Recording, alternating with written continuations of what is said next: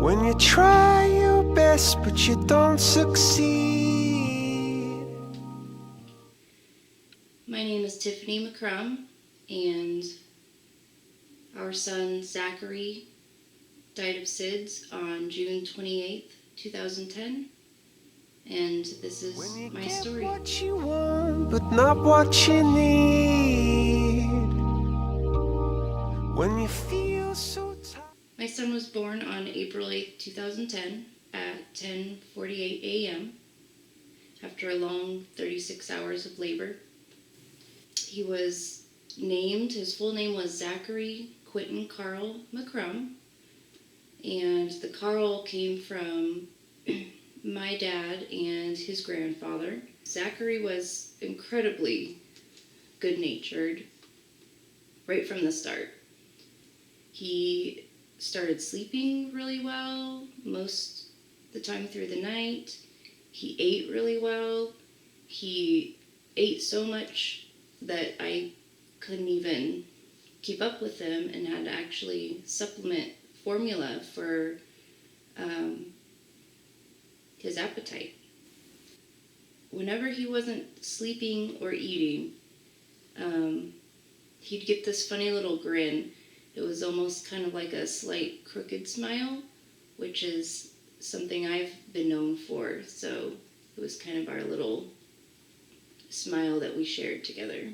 It always lit up your day whenever he smiled like that.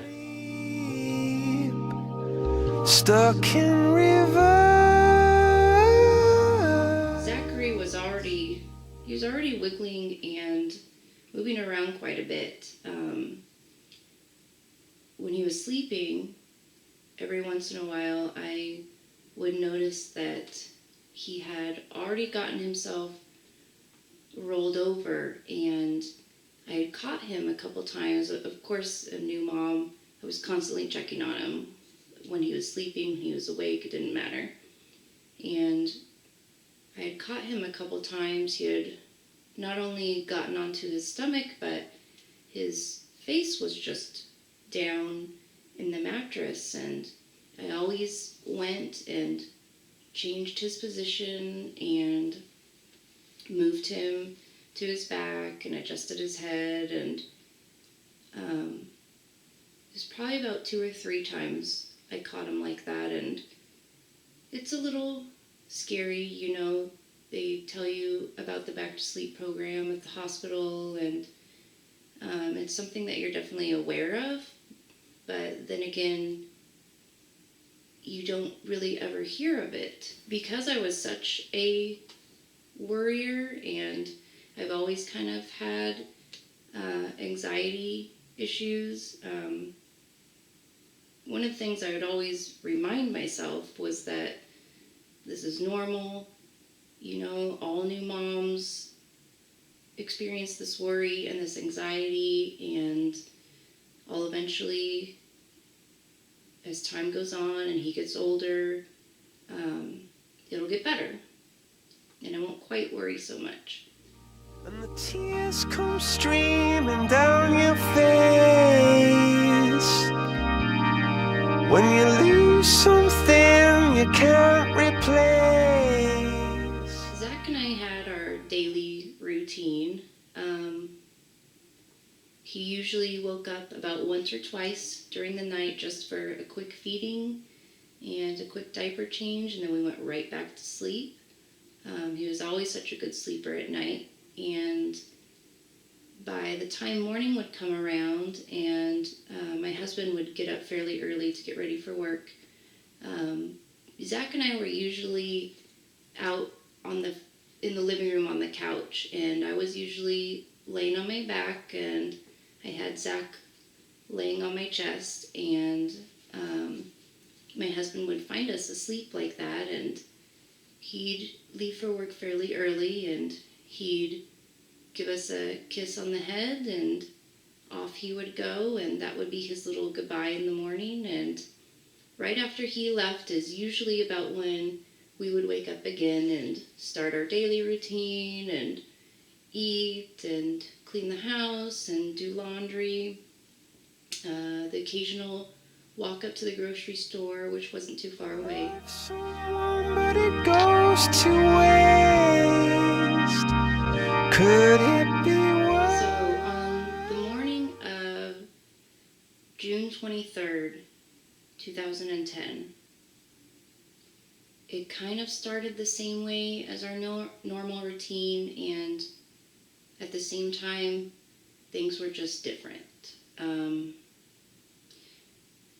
Instead of sleeping on the couch and, having my husband kiss our heads and then go off to work, Zach had actually woken up early that day. And it was fairly early enough to where my husband James had gotten to play with him and spend time with him quite a bit. One of the other things we usually did during the day was we usually took my daily shower, and Zach always took a shower with me. He had his little baby bathtub, and it just fit perfectly sideways at the bottom of the bathtub.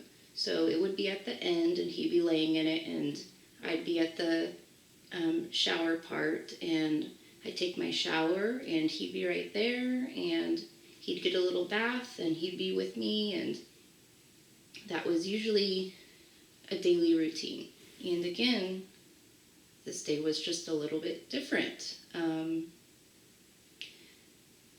I don't know if it was because Zach had woken up earlier that morning, a little more earlier than normal, or I'm not sure, but he, right before I was about to go take our daily shower, he decided that it was going to be nap time already, and he was just so tired. So I thought, well, I'll let him take a little nap, and I'll attempt to get in the shower by myself. His naps never really lasted too long. By this time, he was almost 3 months old, so I was a little more comfortable with possibly attempting that shower by myself that day and letting go of the reins a little bit. So when I went to go put him in his crib, I went to lay him on his back, and every time I went to lay him on his back, it's almost like he jolted awake. And I attempted it. I remember this several times, and I almost just gave up and just took him in the bath with me anyways, but every time I'd pick him back up from the crib, he fell right back asleep again. So I knew he must have been tired. So I tried it a final time and patted his back and got him to go to sleep, and I laid him down again, and you could tell he just didn't want to be on his back, but I was finally able to get him to go to sleep. And I made sure that he was sound asleep and in a good position, and I decided I'd finally attempt to take that shower by myself.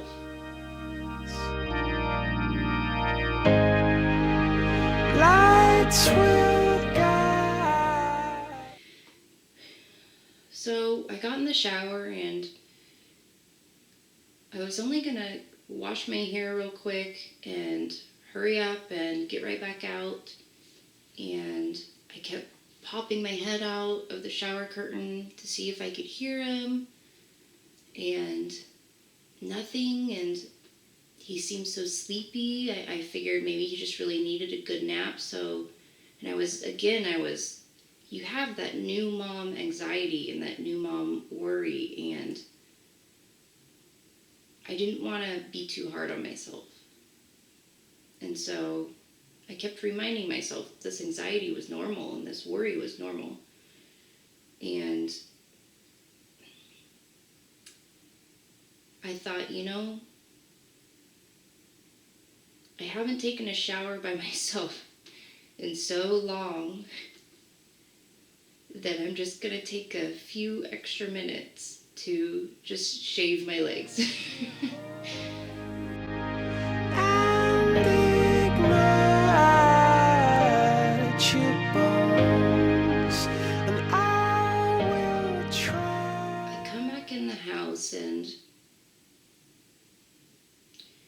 I realized his naps just a little longer than normal, and I figured he was just so tired, he needed it, but that new mom worry, I wanted to go check on him anyway. I crept into his room, and I started walking towards his crib, and I looked over the side, and that's when I had noticed that he had rolled over onto his stomach, and his face was in the mattress. As I went to pick him up and roll him back over, I just knew instantly that something was not right. And as I picked him up, it was just, he felt more limp than normal. And as I went to grab him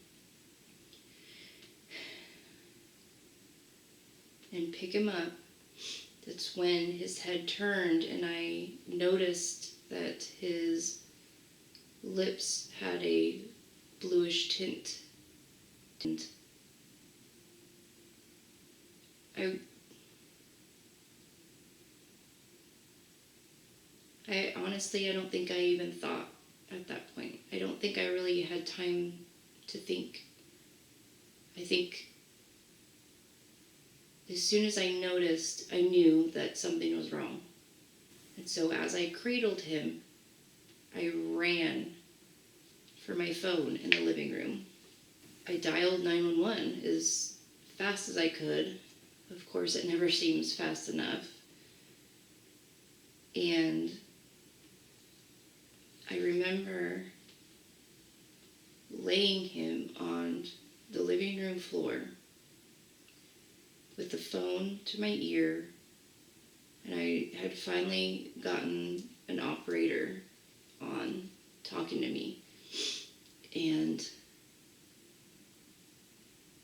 she told me to remove his clothing, and then she instructed me on how to do CPR.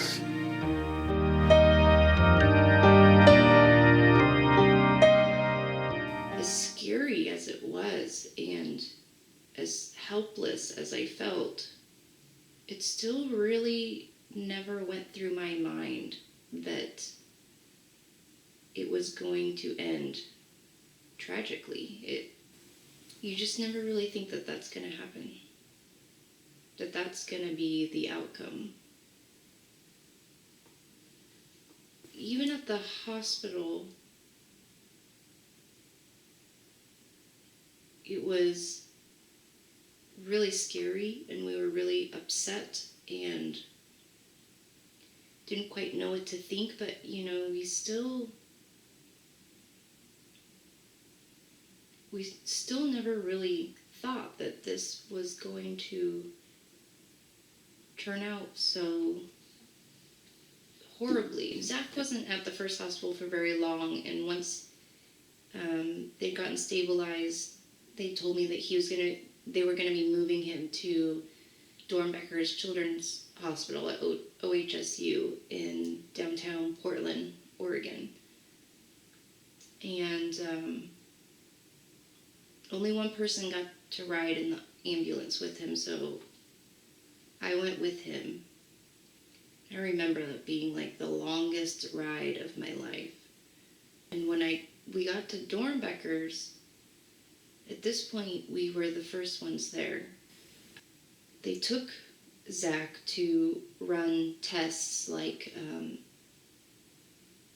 MRI, I believe, and some other things. And so they took me to where his room was going to be in the PICU, the Pediatric Intensive Care Unit. And so I remember just sitting in this empty hospital room all by myself. I still never thought that this situation wasn't going to turn out okay. It just didn't cross my mind.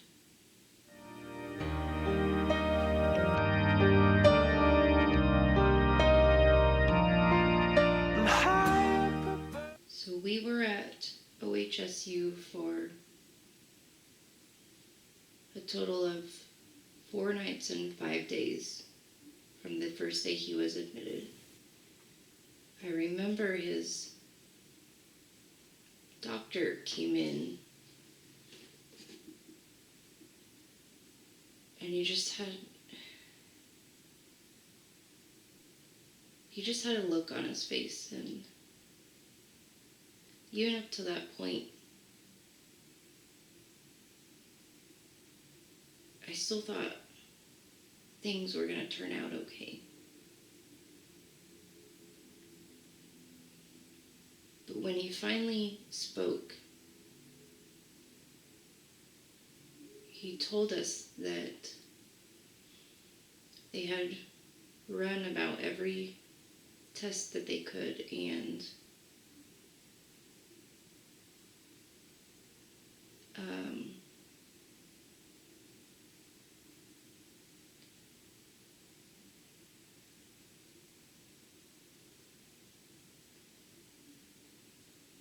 Zach's brain just didn't show any sign of life anymore. I think that's when it really hit me. I just didn't know what to do at that point. Here's your child and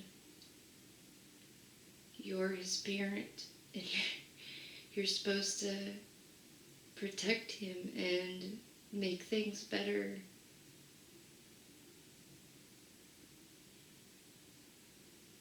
And I held out hope and I prayed, and I'm not even a prayer,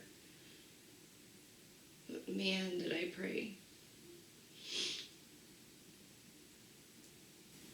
And then to just have this doctor basically tell you there's nothing you can do.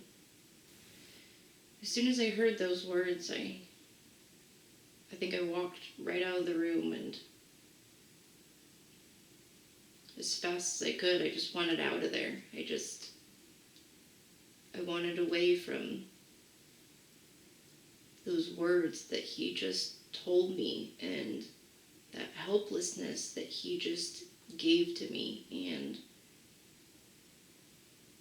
these emotions that I hadn't felt yet because I had held out hope for so long, up to the last minute. I remember not wanting to go to sleep, so I stayed up as long as I could, and I held him, and I read books, and I sang to him, and I finally couldn't take it anymore. I'd go to sleep.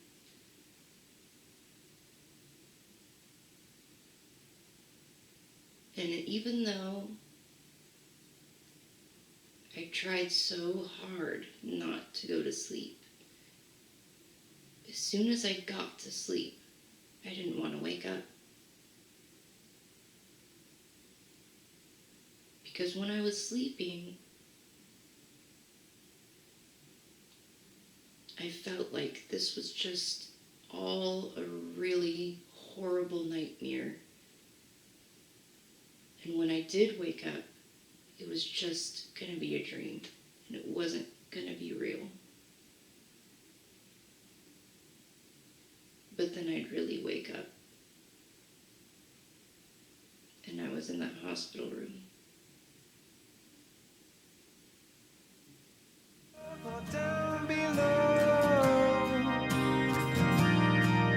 when you're too in love to let it go. But if you never try, you'll never know. We had the toughest decision of our lives to make. As parents, we now had to decide how long we wanted to keep him on life support. As much as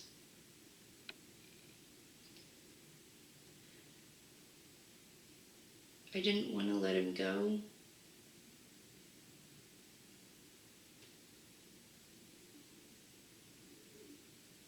I felt just as strongly as I didn't want him to live like that. I wouldn't want to live like that. I don't think most people would want to live like that. It's just not, it just wasn't a life. And so we agreed that on June 28th, 2010, 5 days after we were first admitted to the hospital, we were going to let him go. And we let our friends and family know. We gave it enough time so if people wanted to come say goodbye. His hospital room was filled with people all throughout the day. Just more and more people came in and out, and one of the things I learned was who truly cares about you in a time like this. And I couldn't have been more amazed at the amount of friends and family that not only came to say goodbye to Zach, but that stayed with us night after night in the hospital and came every day to see us and just were there. We decided that on that date, we were going to take him off life support at 3 p.m. 3 p.m. was one of his regular nap times, and we just felt like it was the right time to do it. So everyone got to come into the room, and they all said their very last goodbyes, and everyone except James and I were ushered out at that point. And then I remember we sat next to each other and we just held him, and the nurse unhooked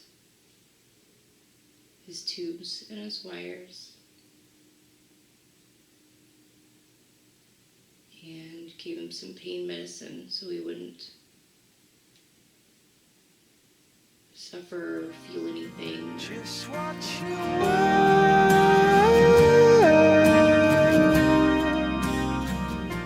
Zachary's body was bathed by a couple of family members, and he was put into a little wagon and he was wheeled down to another area of the hospital. We decided to donate his organs, and all the tragedy we had just experienced, we wanted at least some type of tiny silver lining. We later found out that 3 of Zach's heart valves went to save 3 other little babies in the same hospital that day. Lights will guide you home and ignite your bones, and I will try. At first, his death sent us into a tailspin of depression and horrible decisions, and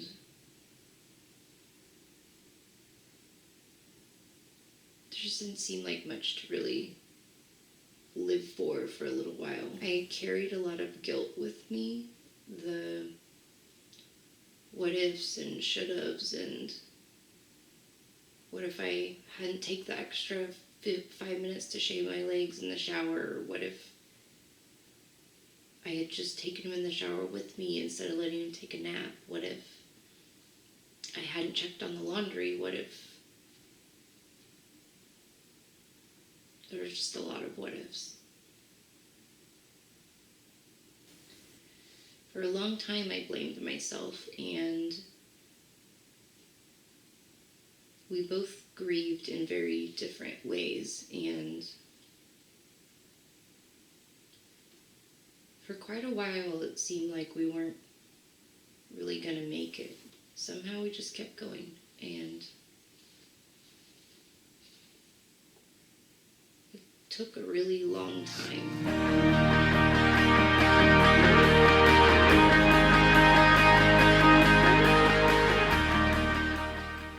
When we got pregnant with our second baby, I was really nervous. I started doing a ton of research on SIDS and wanting to do everything in my power to help prevent this from happening again.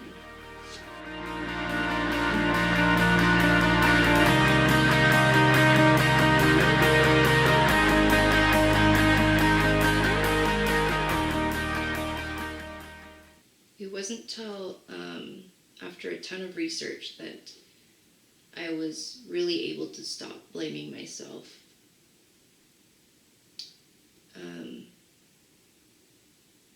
There are a lot of misconceptions surrounding SIDS, and the most common one is that it's truly preventable, which it's not.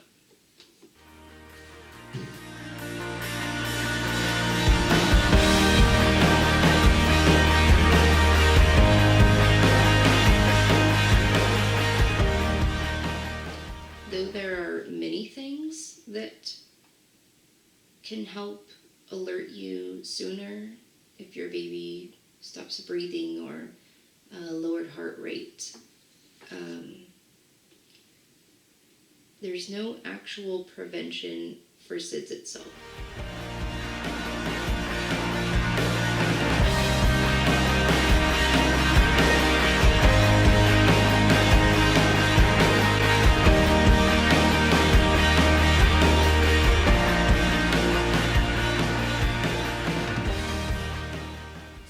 There are actually several stories I've heard of moms and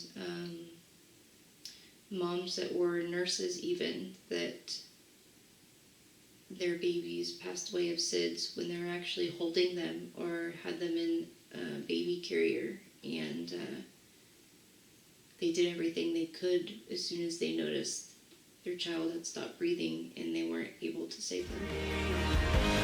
Down your face when you lose something you cannot replace. So October is Infant Loss Awareness Month, and I wanted to share my story for many reasons. I want grieving parents out there to know that you will never feel complete. You will always feel like there's a piece of you missing, and your family will never quite feel whole. But in time, it will be okay.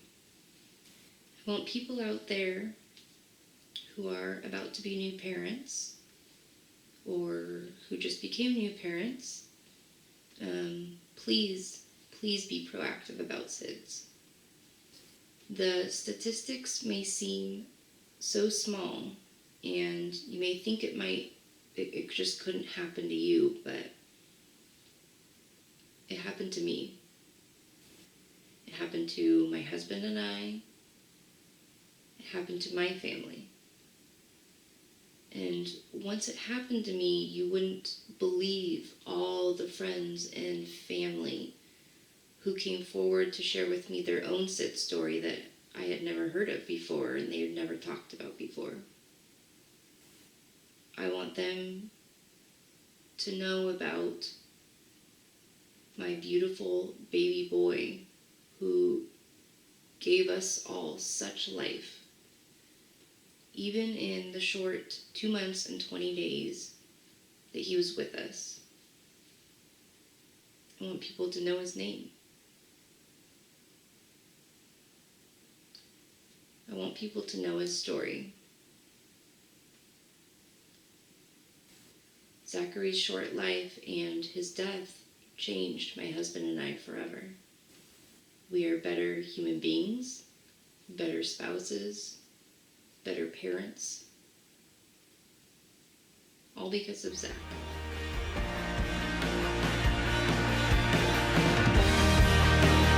Tears stream down your face when you lose something you cannot replace.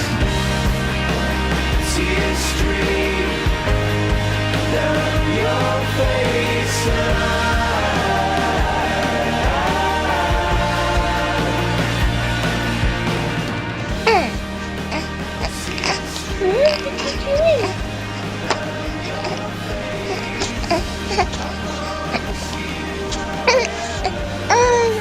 Oh yeah, talking, trying to talk, huh? Trying to talk? Yeah.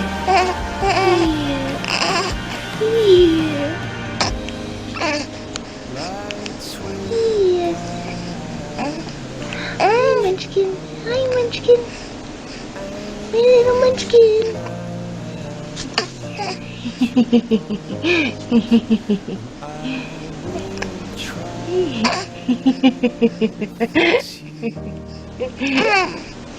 Yeah, there you go. There you go. You smile? Huh?